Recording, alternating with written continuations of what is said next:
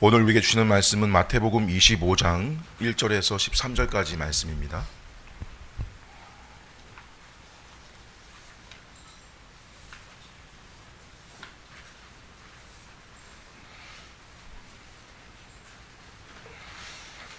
마태복음 25장 1절에서 13절.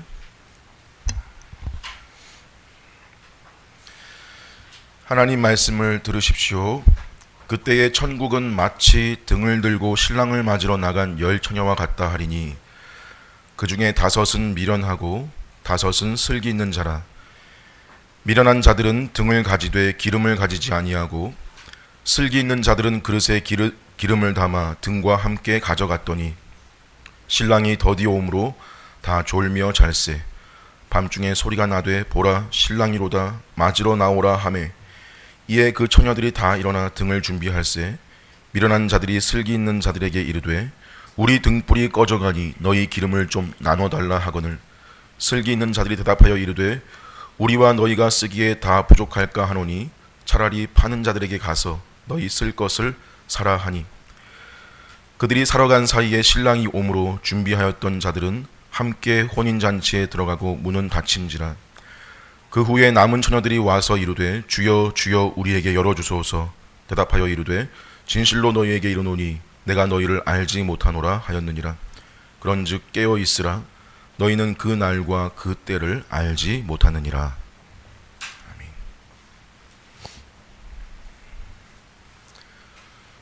아멘. 마태복음 24장과 25장은 예수님이 하신 종말에 대한 설교입니다.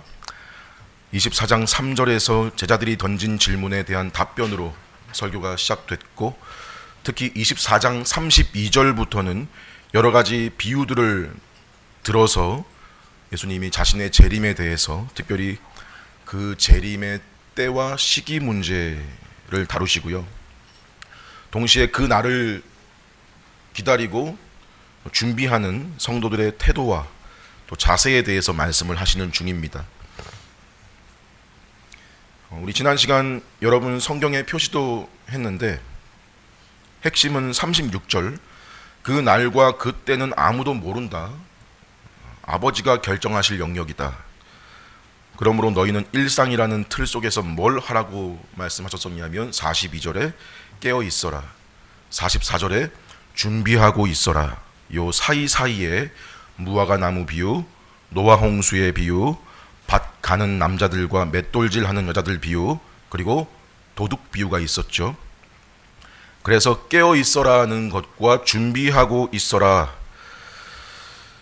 이 표현은 달라도 결국 같은 명령이고요, 같은 의미라 그랬습니다. 그럼 결국 나오게 되는 질문이 뭐라 그랬냐면 그 깨어 있으라는 거와 준비하고 있어라는 거가 구체적으로 어떻게 하라는 거냐, 이에 대한 대답을 비유로 이미지화해서 알려주는 것이 이어지는 세 가지 비유인 거예요. 그 첫 번째가 우리 지난 시간 맨 마지막에 봤던 충성되고 지혜 있는 종과 악한 종의 비유이고, 그리고 오늘은 열 처녀 비유, 그리고 다음 주가 달란트 비유입니다. 이 세 비유가 그래서 같은 맥락에 놓여 있고요. 25장 제일 마지막에 양과 염소, 그러니까 최후 심판 비유는 24장, 25장 전체의 결론에 해당되는 비유입니다. 제가 왜 이 구조를 미리 말씀드리냐면 오늘 본문도 열처녀 비유이기 때문에 그렇습니다. 다른 비유들도 마찬가지겠지만 비유를 잘 이해하기 위해서는 이 성경에 나오는 예수님의 비유를 잘 이해하려면 우선 이 비유 안에서 무슨 심오한 교훈을 끌어낼 욕심을 버려야 됩니다. 가령 여기서 나오는 말 중에 등불이라고 하는 거, 여기서 등불이란 무엇인가, 기름이란 무엇인가. 물론 이게 하나하나 대입시킬 때 건전하게 연결시킬 수도 있지만 그게 되려면 성경 전체의 바른 해석이 뒷받침돼야 되고요. 특히 문맥적으로 이게 어떤 의미인가를 추적해 들어가야 되는 작업이 필요한 건데, 그게 없이 여기 등장하는 소재거리들을 지나치게 상징화해서 의미 부여하는 식으로 억지 끼워 맞추기 식으로 비유를 풀려고 하면 반드시 넘어지게 되어 있습니다. 기본 원칙은요, 앞뒤 문맥, 맥락에서 지금 말하고 있는 분이 무슨 말 하시는 중에 이 비유를 드신 건가, 거기에 집중하는 것이 이 성경에 나오는 비유를 대하는 자세입니다. 그렇게 보면 오늘 비유도 맥락이나 주제가 뭐냐면 바로 앞에 말했던 그러므로 깨어 있어라, 준비하고 있어라. 자, 이 맥락에서 이 한 가지 주제를 놓고 이 비유를 드신 거고요. 그게 직접적으로 드러난 데가 본문 10절 보시면, 오늘 본문 10절에 무슨 말이 나와요? 준비하였던 자들은 함께 혼인잔치에 들어갔다, 이렇게 나오죠.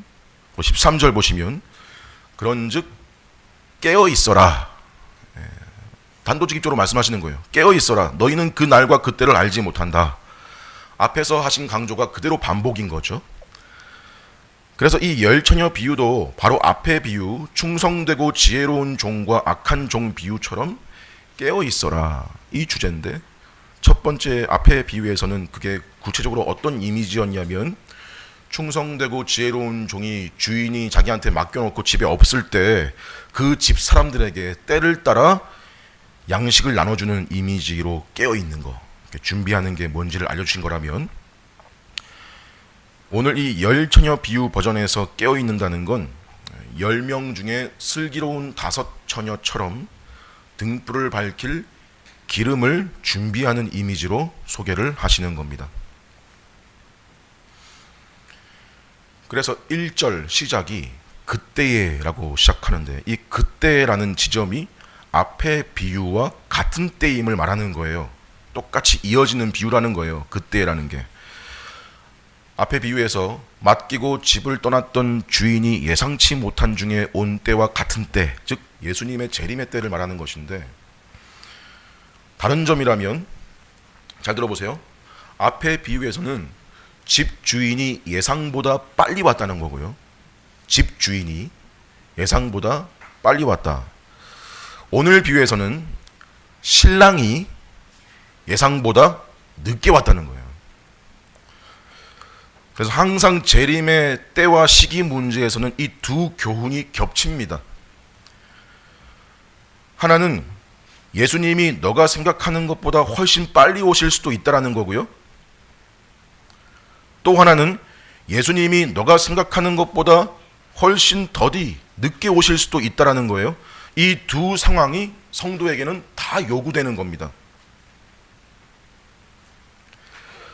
만일 둘 중에 하나가 빠져 있는 상태라면, 어떤 사람의 상태가 둘 다 생각을 해야 되는데 하나 놓치고 있다면, 생각해 봅시다.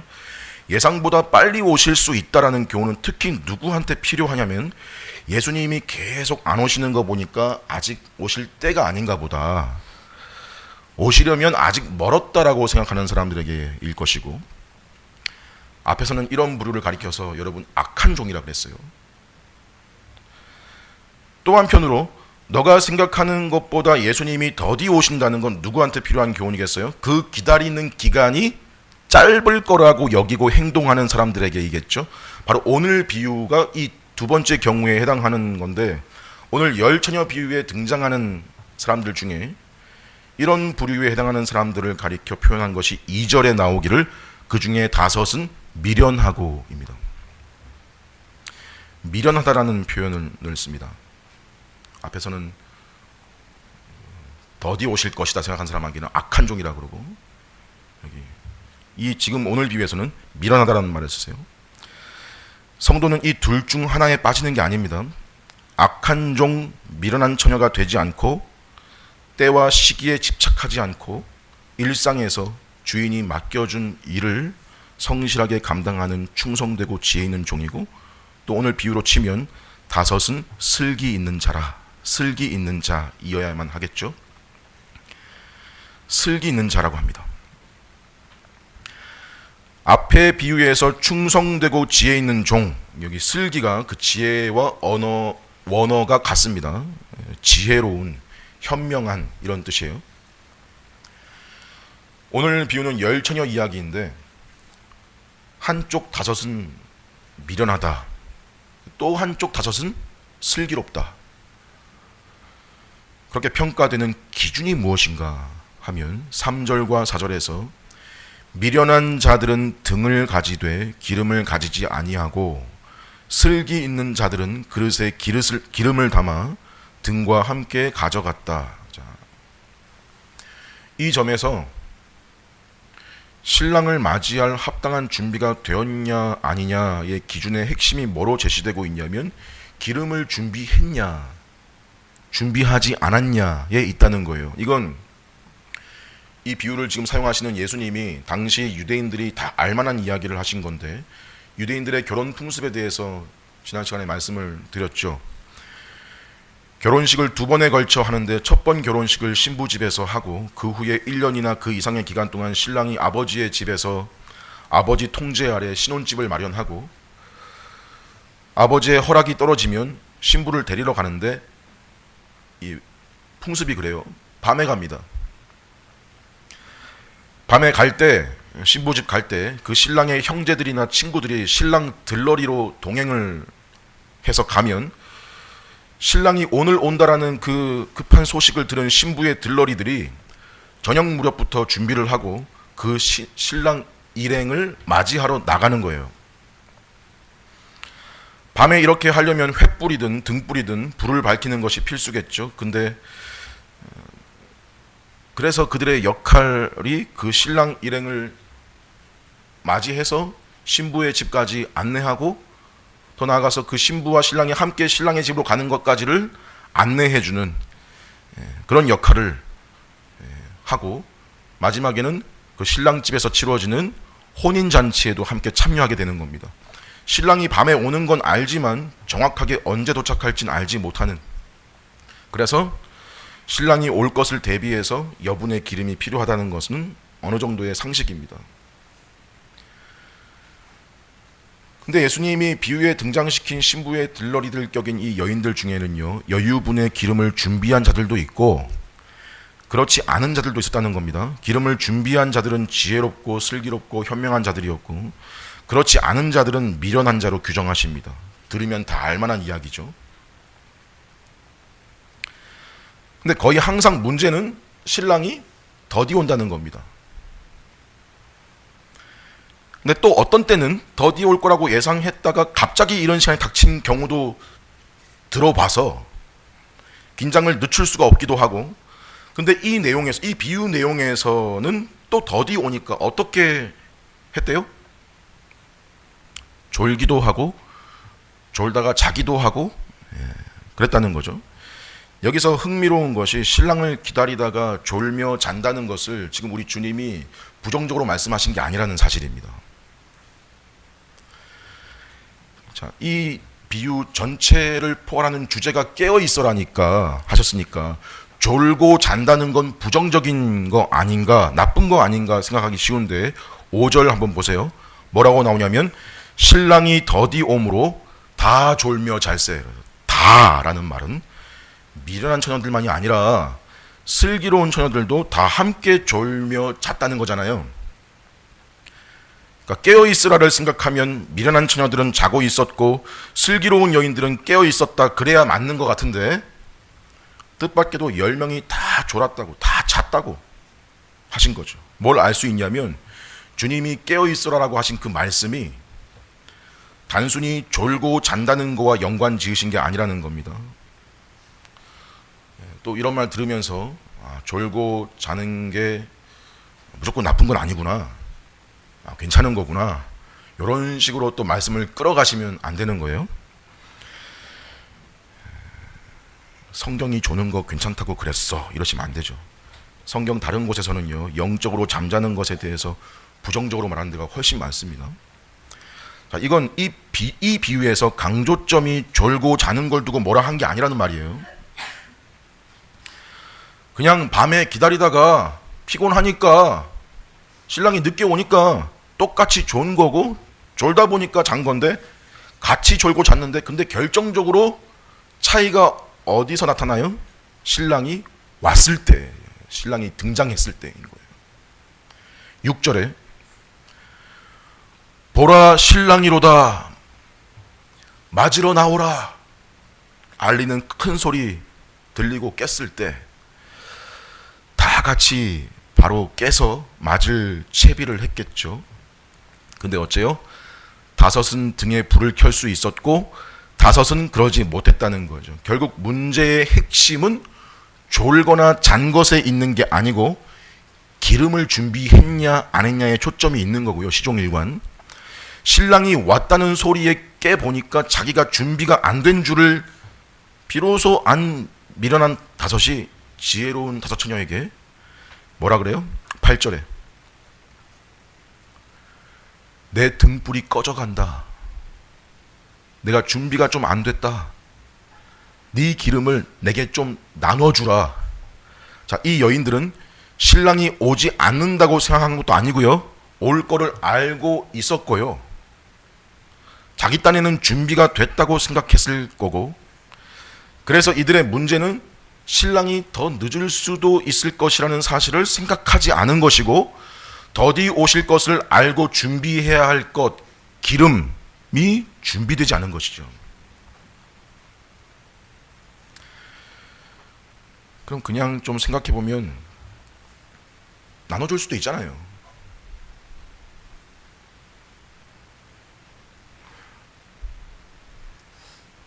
그렇지 않아요? 근데 웬걸 슬기로운 처녀들 뭐라 그러냐면 9절에 보니까 우리와 너희가 같이 쓰기에는 다 부족할 것이다. 차라리 파는 자들에게 가서 너희 쓸 것을 사라. 참 매정해 보이고 아니면 치사해 보이고 의리도 없는 걸로 보일 수 있는데 이게 뭔 이웃사랑이냐 그럴 수 있지 않겠어요? 보면서 그 기름 뭐라고 좀 나눴으면 되지. 네, 비유 해석의 특징 아까 초반에 말씀드린 거 잘 떠올리십시오. 비유가 이런 식으로 안 중요한 거에 여지를 두는 게 아니고요. 뭐를 강조하는 거냐면 의리가 아니고 준비라는 건 오직 신랑이 오기 전까지만 가능한 거다 요거예요. 준비라는 건 오로지 신랑이 오기 전까지만 가능한 거다. 신랑이 오고 난 이후에도 어떻게든 신랑이 오고 난 다음에 기름을 나눠 쓰든 사오든 방법이 있을 거 아니냐에 포커스가 있는 게 여지가 있는 게 아니고 이미 아니고 신랑이 오기 전에 어떻게 살아냈냐의 싸움인 겁니다. 그때를 위한 준비는 스스로 책임을 져야 될 문제고 다른 사람의 준비성에 의존할 수 없는 것이라는 거예요. 내 남편이 잘 믿습니다. 내 와이프가 잘 믿습니다. 내 부모가 목사입니다. 내 자녀가 신앙이 어떻습니다. 그걸로 좀 나누면 안 되겠냐? 나눠달라. 덕을 볼 수 있는 게 아니라고요. 구원이란 다른 사람의 구원을 나눠 갖는 게 아니라는 거죠. 그들에게는 기회가 있었습니다. 그런데 준비하지 않았습니다. 왜요? 그들은 신랑이 그렇게 늦을 거라 더디 올 거라 생각하지 않았던 겁니다. 우리 보통의 생각이 준비하지 않았다, 준비가 안 됐다라는 이 말이 뭐와 더 잘 매치가 될 것 같냐면 앞의 비유에서 주인이 예상보다 빨리 왔을 때 이거 시간적으로 보면 이게 더 어울리는 거예요. 나는 주인이 늦게 올 거라 생각했는데 주인이 예상보다 빨리 왔으니까 난 준비가 지금 안 된 거죠. 근데 신랑이 늦을 거라고 생각하지 않아서 말도 좀 어려운데 즉 신랑이 금방 올 줄로 생각해서 그렇게 생각을 했는데 준비가 안 됐다는 건 이건 시간적으로 준비가 안 됐다기보다 내용적인 준비가 안 된 거예요. 내용적으로 준비가 안 됐다는 거예요. 자, 이런 경우가 실제 우리 주변에서는 어떤 모습으로 나타나냐면 여러분 일단 지금 이 비유 이야기가 일단 지금 교회 바깥 이야기가 아니라 교회를 다니는 사람들에 해당되는 이야기인 거예요. 예수님이 오실 거라는 거 비웃는 것도 아니고요. 신랑이 올 거라는 거 알고 있고요. 알고 있는 사람들 중에 기다리는 사람들 중에 있는 이야기예요. 심지어 이 사람들도 예수님을 기다린다고. 근데 신앙적으로 뭘 인내하고 신앙적으로 지속하는 건 없는 경우입니다. 지속되는 열매라든지 이런 경우 자기가 죄인이라고 깨달은 데서 비로소 나올 수 있는 하나님을 향한 신뢰라든지 하나님 사랑, 또 이웃을 향한 겸손, 온유, 용서, 자비, 긍휼히 여김, 예수님이 가르쳐 주시고 예수님이 몸소 보여주신 그러한 내용들은 이런 건 없이 일정 기간에 또는 왕년에 자기의 신앙 행위만 믿고 만족하고 있는, 이게 마치 등은 있는데 기름은 없는 게 이런 겁니다. 내용적으로 준비가 안 된 거예요. 가령 신앙 고백도 하고 교회 가입도 했고 예배도 드리고, 근데 그것 말고는 신자다운 게 없는,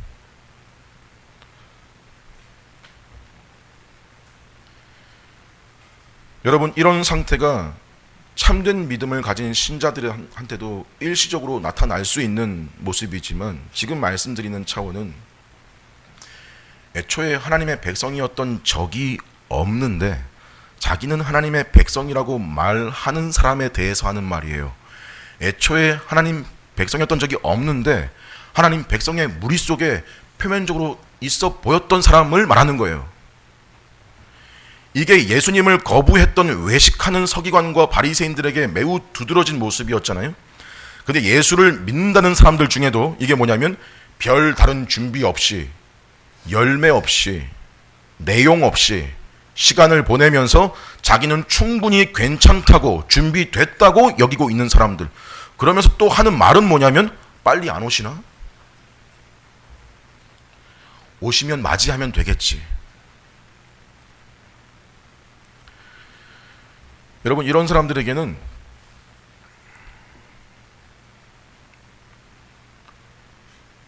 그 신랑이, 예수님이 더디 오시는 기간이 뭐로 주어진 거냐면 회개 또는 돌이킴의 기회이고요. 그게 아니라면 그 죄가 점점점 쌓이는 기간이겠죠. 믿는다 하면서 믿음의 열매가 없는 기간만 늘어나는 거니까 그걸 외식이라 그랬고요.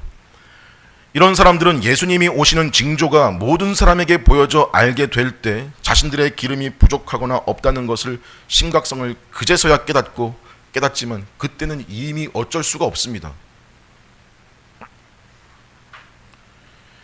형식적으로는 입으로는 신앙 고백을 했지만 그런 열매가 없었던 것이 믿음과 참된 거듭남과 죄사함의 뿌리가 자기 속에 없었다는 것을 그제서야 깨닫는 거.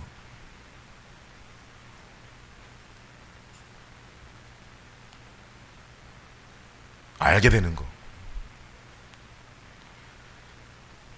신랑이 오고 나서는 너무 늦었습니다. 아무 소용이 없습니다. 왜요? 신랑이 오기 전에 어떻게 살아냈냐, 기름을 준비했냐의 싸움이라고요. 그래서 10절, 그들이 기름을 사러 간 사이에 혼인잔치가 이미 시작됐고 준비하였던 자들은 신랑과 함께 혼인잔치에 들어가고 문은 굳게 닫혀버렸다라고 말씀합니다. 그럼 여기까지 설명을 미루고 지나온 것, 결국 다뤄야 될 질문이 나와야죠. 도대체 여기서 기름은 뭘 이야기하는 거야? 그 기름을 준비했다 안 했다는 것이 가리키는 것이 뭐냐 하는 것이죠. 여기서 이 기름을 지나친 상징적인 대입으로 가져오는 대표적인 시도가, 여기 등이라고 하는 건 신자 자신의 마음이고 여기 기름이라고 하는 건 성령님이다, 이런 식이에요. 그래서 신자의 마음에 이 성령 충만을 늘 유지해야 된다, 이런 식으로 이제 풀어나가는 거예요. 자, 이렇게 되면 무슨 성령님이 신자 마음에 계시는 게 무슨 자동차 기름 게이지 같은 그런 그런 마냥 늘었다가 줄었다가 그런 식이 되는 거고, 그걸 또 나눠달라 그러고 그걸 또 가서 돈 주고 네가 사와라 그러고, 애초에 너무 무리고 이런 내용들이 충돌이 생기는 거죠. 억지스러워질 뿐만 아니라 잘못된 겁니다. 무슨 심오한 교훈을 끌어내 보겠다라는 되도 않는 욕심이에요. 그게 아니고 어떻게 된다 말씀드렸냐면, 비유에 나오는 단어들, 소재들을 뭐와 대입하고 연결시키려면 성경에서 지지를 받아야 돼요. 성경 전체와 또 이 본문이 위치해 있는 이 문맥에서 합당해야 돼요.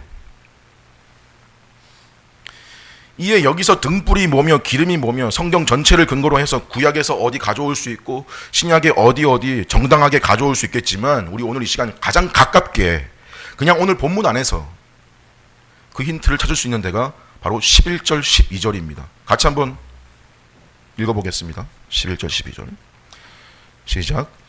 그 후에 남은 처녀들이 와서 이르되 주여 주여 우리에게 열어주소서.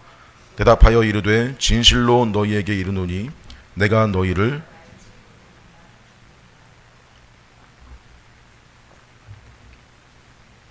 여러분 방금 읽으시면서 마태복음 어디 떠오르는 데가 있으실까요? 지금 이 장면은 구별, 분리입니다. 최후의 혼인잔치에 들어온 자들과 들어오지 못한 자들의 구별인데, 특히 들어오지 못한 이들 중에서도 하나님을 나름 잘 믿었고 잘 믿고 잘 섬긴다고 했던 자들의 최후 형편을 묘사하고 있는 장면이에요. 방금 미련한 처녀들이 주여 주여 우리에게 열어주소서와 이에 대한 응답으로 내가 너희를 알지 못하노라라는 이 구조가 좀 충격이 되는 지점은, 주여 주여라고 하는 이 말은 상대방에 대한 부르는 사람의 친밀감이 담겨 있는 거예요. 주여 주여. 돌아오는 대답은 내가 너를 알지 못한다입니다. 충격이죠. 이 형태는 사실 유명한 구조죠. 마태복음 저 앞에 산상수훈의 마지막 결론에 나오는 말씀과 같은 맥락에 있습니다. 7장 22절에 그날에 많은 사람이 나더러 이르되 주여 주여 우리가 주의 이름으로 선지자 노릇하며 주의 이름으로 귀신을 쫓아내며 주의 이름으로 많은 권능을 행치 아니하였나이까. 23절에 내가 너희를 도무지 알지 못하니 불법을 행하는 자들아 내게서 떠나가라. 사실 이 구조 앞에 그 7장 21절에서 이러한 처지에 놓인 자들의 본질적인 문제를 뭐라고 지적하셨냐면, 나더러 주여 주여 하는 자마다 다 천국에 들어갈 것이 아니요, 이것이 사실이요, 다만 하늘에 계신 내 아버지의 뜻대로 행하는 자라야 들어가리라. 주여 주여 부르기만 하지 않고 내 아버지의 뜻대로 행하는 것에 대해서, 그리고 그 바로 앞에는 이 말씀이 나옵니다. 우리 많이 반복했던 말씀이죠. 거짓 선지자들을 삼가라. 그들의 열매로 그들을 알지니 가시나무에서 포도를, 엉겅퀴에서 무화과를 따겠냐? 이와 같이 좋은 나무는 아름다운 열매를 맺고 못된 나무가 나쁜 열매를 맺나니 좋은 나무가 나쁜 열매 맺을 수 없고 못된 나무가 아름다운 열매를 맺을 수 없다는, 포도나무면 그 뿌리에서 진액을 끌어올려서 그 가지에 포도 열매가 열리지 않냐? 당연한 소리 아니냐? 라는 열매 이야기를 하시는 게 그 앞의 내용이에요. 그러니까 마태복음 25장에 미련한 처녀들이 준비 없이, 기름을 준비하는 것 없이 신랑을 맞이한 그 이후의 결과 장면이 앞에 마태복음 7장에 언급된 결과와 일맥에 있는데, 동일선상에 있는데, 그 원인이 뭐라고 나오냐면 합당한 열매가 너한테 없다. 내 아버지의 뜻대로 행한 것이 없다. 행하는 것이 없다. 그런데 입으로만 주여 주여가 있는 외식하는 자들, 거짓 선지자들이 직면한 결과와 동일하다는 점에서 그들이 기름을 준비하지 않았다는 것은 그들의 삶에 그게 없다는 거예요. 삶에, 일상에 그게 없다는 거예요. 뭐가요? 너가 예수께 실제로 연합해 있다는 열매, 너가 실제로 예수라는 그 나무에 예수께 붙어 있다는 그 열매, 포도나무에 붙어 있어서 맺히는 열매, 결국 무슨 말이냐? 애초에 안 붙어 있었다는 말이죠.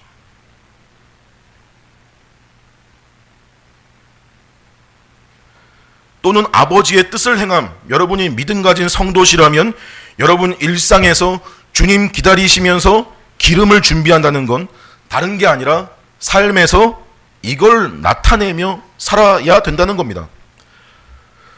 자, 이때 여러분과 제가 안 되는 거, 하기 싫은 거 억지로 꾸역꾸역 해낸다, 이런 차원이 아니에요. 그거는 여러분들도 느끼시겠지만 지속성이 없어요. 한계가 있다고요. 억지로 하는 거. 그럼 어떻게 되는 거냐? 붙어 있는 사람의 속에는 하나님이 소원도 주시고 바라는 소원을 주시고 기도하게도 하시고 그의 의지를 새롭게 하시고 하게 도우신다는 것이 은혜요. 내가 하지만 내가 하는 게 아니고 내가 하지만 내 힘으로 하는 게 아니고요. 왜? 붙어 있으니까요. 붙어 있으니까 진액이 그 나무 뿌리에서 공급돼서 맺히는 것과 같이 모든 게 은혜로 되는 거라고 하는 거죠. 여러분, 마태복음 안에는요, 이 구별과 대조가 매우 일관됩니다. 마태복음의 주된 특징 중에 하나예요. 성경 전체가 그런 책이지만요, 특히 마태복음은 이 둘의 구별이 아주 두드러집니다. 사실 마태복음 7장의 진짜 마지막은요, 이 열매의 이야기, 나더러 주여 주여 하는 자마다 이거 다음에 뭐가 있냐면요, 반석 위에 집을 지은 자, 모래 위에 집을 지은 자 이야기인데, 반석 위에 집을 지은 자를 뭐라 그러시냐면 지혜로운 사람이라 그러시고요, 모래 위에 집을 지은 자를 어리석은 사람이라 그러세요. 똑같아요. 오늘 슬기로운 다섯 처녀와 미련한 다섯 처녀와 같은 표현이에요. 거기서 반석 위에 집을 세운다, 지혜롭다라는 걸 뭐라고 설명하시냐면 들어보세요. 그러므로 누구든지 나의 이 말을 듣고 행하는 자는, 산상수훈 쭉 말씀해 오시다가 마지막에 나의 이 말을 듣고 행하는 자는 그 집을 반석 위에 지은 지혜로운 사람 같으니, 반면에 모래 위에 집을 세운다, 어리석다는 건 나의 이 말을 듣고 행하지 아니하는 자는 그 집을 모래 위에 지은 어리석은 사람 같으니. 또 여러 곳이 있지만, 마태복음은 여러 곳이 있지만, 좀 뒤로 와서 마태복음 22장의 오늘 비유의 그 열처녀 비유가 결국 혼인잔치에 대한 이제 비유와 연결되거든요. 혼인잔치에 대한 이야기로 이어지잖아요. 그러니까 22장에 이 혼인잔치 비유가 나왔었죠. 여러분 기억하십니까? 이미지가 비슷한 데가 많은데, 임금이 자기 아들의 혼인잔치에 종들을 보내가지고 사람들을 청하는데 오지 않아요. 오지 않고 그 보낸 자들을 오히려 모욕하고 죽이니 임금이 그들을 진멸하고 새로 종들을 보내면서 하는 말이, 사거리에 나가서 아무나 데리고 와라.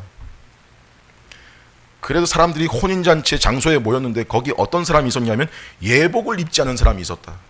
기억나시죠? 그래서 친구야, 어찌 예복도 없이 여기 들어와 있냐?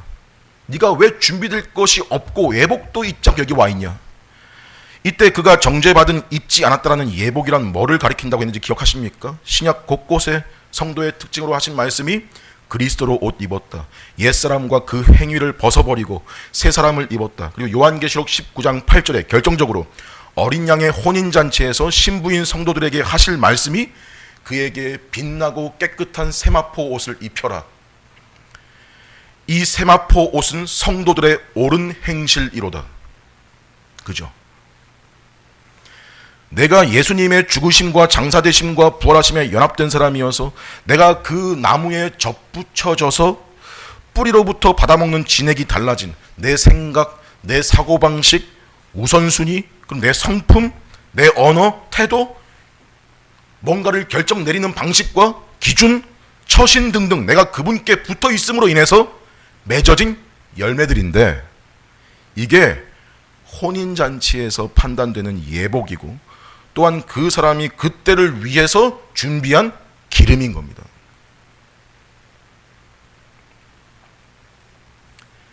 여러분, 이게 다름 아닌 주님 오실 때를 준비하는 것이고 깨어있는 것입니다.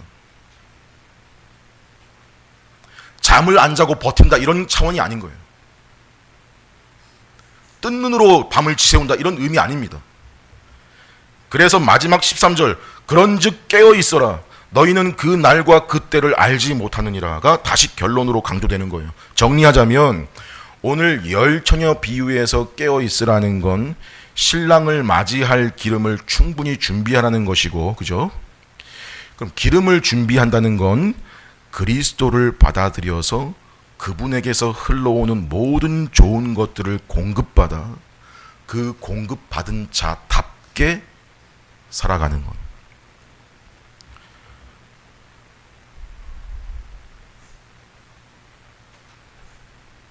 다시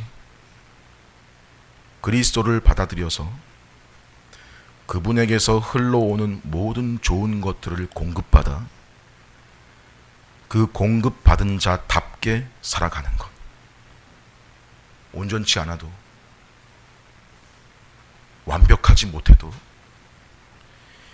여전히 연약해도 주님 내게 주신 소원과 의지 가지고 붙들고 기도하며 주님이 가르쳐 준 대로 살아내 보려고 살려고 하고 하나님의 뜻을 행하는 것, 추구하는 것, 이렇게 이러한 태도로 여러분들과 저의 일상을 살면서 주님의 재림을 기다린다는 것이 바로 다름 아닌 슬기로움, 지혜고, 이런 걸 모르고 그냥 재림을 기다린다라고 하면 그건 미련함이 될 수밖에 없다.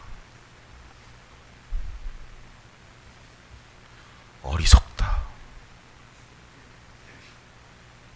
안타깝다가 되는 거예요. 이게 오늘 이 비유의 목표고 그냥 핵심입니다. 다른 격까지 칠 필요가 그렇게 없어요. 그럼 여러분, 또 이 소리를 듣는 인간의 죄성은요, 하나님의 뜻을 행해야 한다. 그러니까 하나님의 뜻이 뭐냐? 여기서 우리는 자주 내 욕심을 하나님의 뜻이라는 말로 자주 포장을 하기에 능숙한데, 이거죠. 내가 잘 돼서, 내가 성공이라는 걸 해서, 이 땅에서 내가 돈을 많이 벌고 모아서, 우린 그걸 내가 원해서 그렇게 되고 싶고 내가 원해서 돈 모은다 그러지 않고요. 말을 그렇게 안 해요. 말을 결국은 하나님 때문이다, 하나님 영광을 가져와서 말하기 쉽지만 진짜 그럴 수 있어요. 진짜 근데 진짜 그런가는 하나님은 아실 거 아닙니까? 근데 일반적으로는 여러분, 애들이 하는 말과 같아요. 거의 흡사해요. 이러죠. 나중에 커서 내가 아빠 세상에서 제일 큰 집을 사드릴 거예요. 내가 아빠에게 호텔을 사줄 거예요. 나중에 잘 되면 엄마 아빠 맛있는 거 많이 사드릴 거예요. 좋긴 하죠. 근데 뭐 크면, 진짜 크면 막상 그렇게 해요? 저도 그랬거든요. 어머니 아버지한테. 제 기억에 19은 그럴 능력도 없고요. 돼도 그만큼 안 하려고 하는 게 사람 성정이에요. 여전히 자기는 부족하고요. 여전히 커도 자기 먹고 살기 바빠요.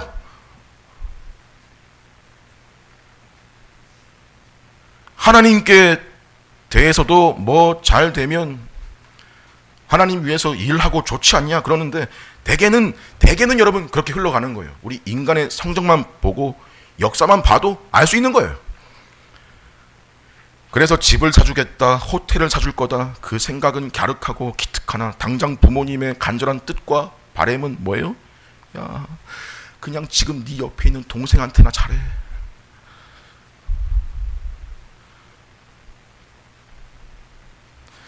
네 언니한테나 잘해 지금.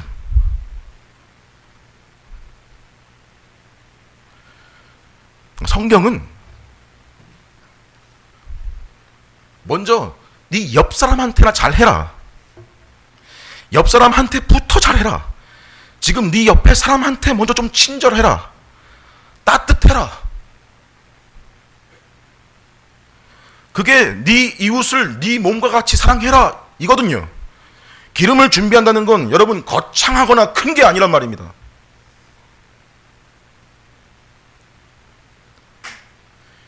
여러분과 저의 일상에서 작고 사소한 것부터를 하나님 뜻에 맞추어서 생각하고 하라는 거예요.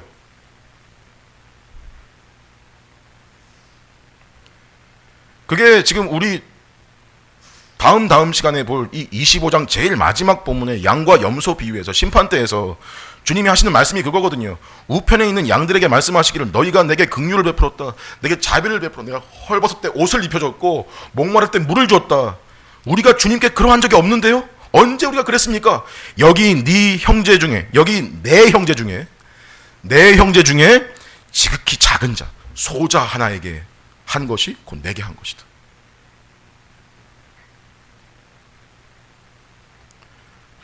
무슨 열매를 맺고 산 거냐면 말로만 주여 주여 하지 않고, 말로만 주여 주여 하지 말고 실제로 네 삶에 좀 양보라는 것도 있고, 져주는 것도 있고, 넘어가 주는 것도 있고,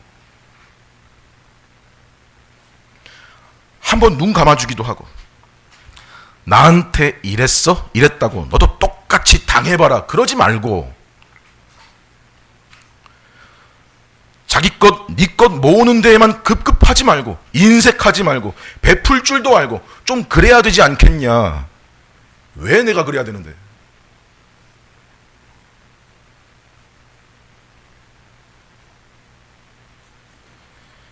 이게 다 예수님이 너한테 한 거 아니냐. 이걸 알면 왜 내가 그래야 되는데? 이게 되겠어요? 그러니 자꾸 이웃하고 싸우죠. 내 옆 사람하고 싸우는 거예요, 계속. 이건 이미 틀린 태도고 뭔가 교정이 필요한 상황인 거고, 이런 긍휼과 사랑을 내가 예수님께 실제로 받은 사람이라면, 이게 다 내가 주님께 받은 걸 알면, 사람이 그걸 안다면 그는 이걸 두고 자기하고 싸우는 거예요.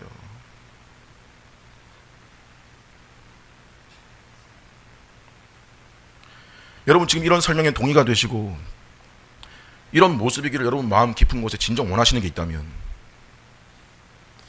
그리고 실제로 순종의 열매가 있다면, 물론 내 힘으로 안 되는 걸 알고 이걸 놓고 엎드리고 기도하면서 그리 하신다면, 그럼 그리스도의 신부로 여러분 자리에서 준비되고 있는 겁니다.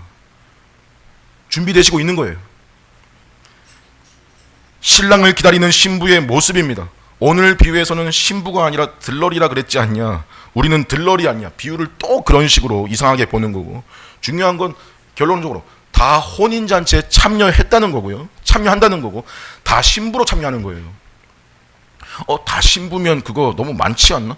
일부 다처도 아니고, 이건 또 되도 않는 상상의 나래로 꼬투리 잡는데, 혼인잔치에 참여하는 전체 무리를 가리켜 성경은 딱 단수로 표현하기를 뭐라 그래요? 교회. 그리스도의 신부로서 교회를 말하는 겁니다.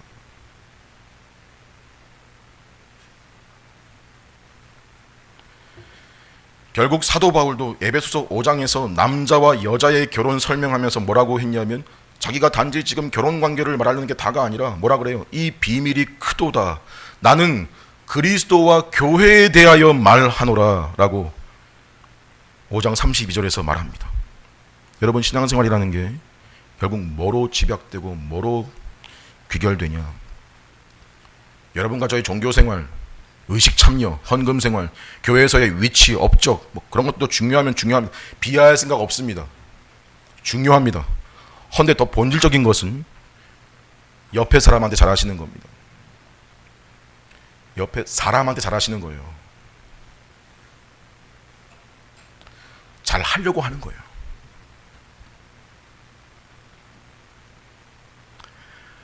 먼 이웃사랑, 인류애, 평등사회, 사회정의, 비하할 생각 없습니다만 가족한테 먼저 잘 하시고,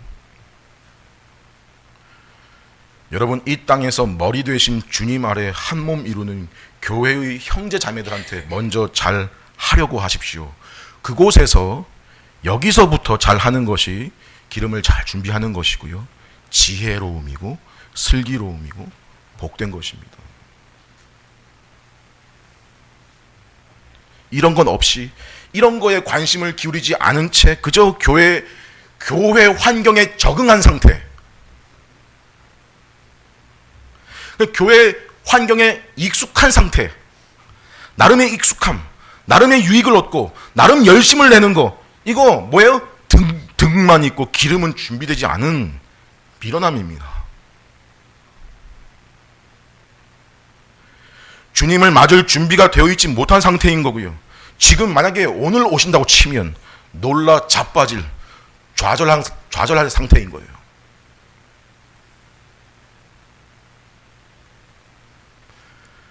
근데 그 상태인 사람이 여러분 직분도 받고요,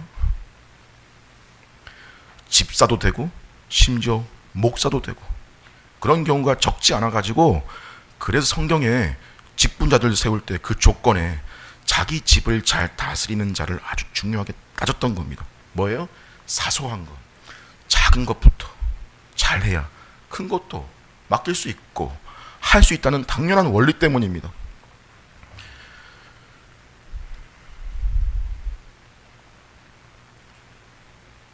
여러분, 예수님의 재림은 어떤 사람이 예상하는 것보다 빠를 수도 있고 또 어떤 사람이 예상하기보다 늦을 수도 있습니다. 하지만 올바른 성도는요, 시간을 예상하기보다 주님께서 언제 오시든지 괜찮게 오늘 성도로서의 본분을 행하려고, 그렇게 살려고 하는 사람입니다. 그런 여러분 깨어 있으십시오. 기름을 준비하십시오. 여러분의 일상에서 교회를 통해 공급받는 주님의 뜻을 행하려고 하십시오. 내가 그러한 열매를 맺는 참된 신자인가 아니면 명목상의 이름뿐인 신자인가 자신을 잘 돌아보시고 살피십시오. 내 생명이 아직 붙어 있고 보존되고 있는 이 기간, 주님이 아직 오시지 않으신 이 기간이 내게 주어진 기회이고 자비의 시간인 것을 알고 남은 생애 동안 주님 언제 오시더라도 그분을 감사와 감격으로 맞이하겠노라라고 하는 소망 가지고 작은 것에서부터 주님 뜻 따르고자 원하고 그리하신다면 여러분은 기름을 준비하는 슬기로운 사람들입니다. 주님께서 마지막 날에 그 사람을 품어주실 것입니다. 이 자리에 있는 우리 모두가 한 사람도 빠짐없이 이러한 영광에 다 참여하게 되기를 간절히 소망합니다. 함께 기도하겠습니다.